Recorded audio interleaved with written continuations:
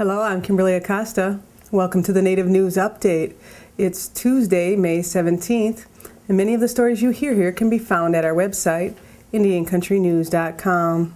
And here's the news for the day from the Associated Press and other Native news sources. A warning has been issued by the United Keetoowah Band Media Department warning all Keetoowah Cherokee members and Native Americans who have worked or are working with representatives of the Indian Trust Land Settlement. A counterfeit toll-free number has been issued for information regarding the settlement. When calling this number, 1-888-404-8013, personal information is requested. This number is not associated with the Indian Trust Land Settlement. It is a fraudulent number seeking only personal information. This is another form of identity theft and can damage personal credit. The correct number to contact representatives of the Indian Trust Land Settlement is 1-800-961-6109 or visit indiantrust.com. Members of a Native American group are in Washington, D.C. to bring attention to their fight against planned uranium mining on land surrounded by the Navajo Reservation in New Mexico. Eastern Navajo Dene Against Uranium Mining filed a petition May 13th with the Inter-American Commission on Human Rights. The group and its lawyers held a news conference on May 16th at the National Press Club to discuss the petition. Claiming human rights violations, they are trying to overturn the Nuclear Regulatory Commission's decision to grant a mining license to Hydro Resources Incorporated. The company has plans to develop claims near the Navajo communities of Church Rock and Crown Point.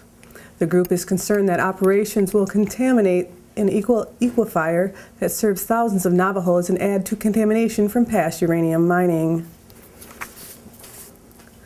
The 10th Circuit Court has reversed a lower court's ruling that blocked Native Americans' attempts to recover self-governance funding that the federal government says they are due each year but hasn't paid in full since 1994. The nearly two-decade-old fight pitting the plaintiff class of Indian tribes and organizations, including Navajo, Sioux, and Zuni affiliates, against the defendant, the federal government, was an effort by Native Americans to recover funding used for law enforcement, economic development, and natural resource management on their lands. Following a recent Supreme Court case addressing a nearly identical issue, we conclude that plaintiff's interpretation is reasonable. Judge Carlos Lucero, writing for the appeals panel, ruled. Lucero and Judges Monroe McKay and Harris Hartz reversed the district court's order of summary judgment in favor of the government and remanded the lawsuit for further proceedings.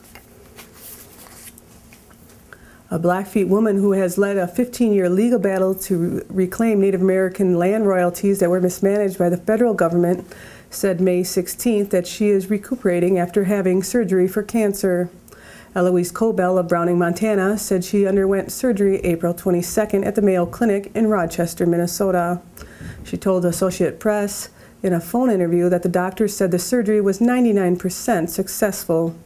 Cobell, 65, declined to give specifics about her illness, but said she found out about it only recently.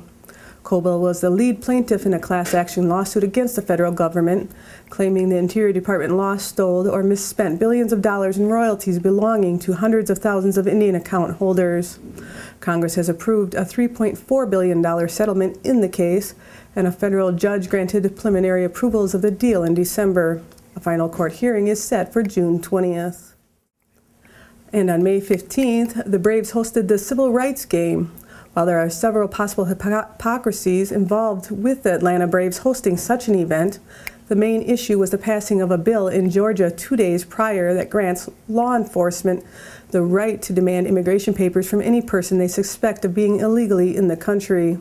The law, one of the toughest in the nation, is similar in some respects to the one enacted last year in Arizona. Legendary rock guitarist Carlos Santana was given the Beacon of Change Award before the Civil Rights Game.